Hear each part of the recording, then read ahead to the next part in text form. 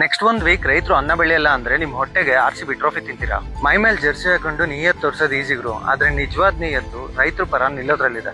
RCB win ಆಯ್ತು ಅಂದಿದ್ next minute road ನ block ಮಾಡಿ RCB ಅಂತ ಕಿರ್ಚಾಡೋದು, ಪಬ್ಬು ಬಾರ್ ಅಲ್ಲಿ ಫುಲ್ ಎಂಜಾಯ್ ಮಾಡ್ಕೊಂಡು ಆಚೆ ಬಂದ್ಮೇಲೆ ಪೊಲೀಸರು ಮತ್ತೆ ಪಬ್ಲಿಕ್ ಪ್ಲೇಸ್ ಅಲ್ಲಿ ನ್ಯೂಸೆನ್ಸ್ ಮಾಡೋದು, ಮತ್ತೆ ಎಲ್ಲಾರ್ ಸೋಷಿಯಲ್ ಮೀಡಿಯಾ ಪೋಸ್ಟ್ ಮತ್ತೆ ಸ್ಟೇಟಸ್ ಅಲ್ಲಿ ಈ ಸಲ ಕಪ್ ನಮ್ದು ಅಂತ ಹಾಕ್ತೀರಾ. ಬಟ್ ಅದೇ ಬಿಡ್ದಿಲ್ಲಿ ರೈತರಿಗೆ ಅನ್ಯಾಯ ಆಗ್ತಿದೆ ಅಂತ ಬಂದಾಗ ನಿಮ್ ಸೋಷಿಯಲ್ ಮೀಡಿಯಾ, ನಿಮ್ ಪೋಸ್ಟ್, ನಿಮ್ ಸ್ಟೇಟಸ್ ಎಲ್ಲ ಎಲ್ಲಿ ಹೋಗುತ್ತೆ ಅಂತ. ಸೆಲೆಬ್ರೇಷನ್ ಮಾಡಬೇಡಿ ಅಂತ ಯಾರು ಹೇಳ್ತಿಲ್ಲ, ಮಾಡಿ ಎಂಜಾಯ್ ಮಾಡಿ. ಆದ್ರೆ ಒಂದ್ ನೆನ್ಪಿಟ್ಕೊಳ್ಳಿ, ನೀವು ಕುಡಿದು ತಿಂದು ಸ್ಮೋಕ್ ಮಾಡ್ತಿರಲ್ಲ ಅದಕ್ಕೂ ಫಾರ್ಮರ್ಸ್ ಬೇಕಾಗಿರೋದು, ಯಾವ್ದೂ ಮ್ಯಾನುಫ್ಯಾಕ್ಚರ್ ಆಗ್ತಿಲ್ಲ.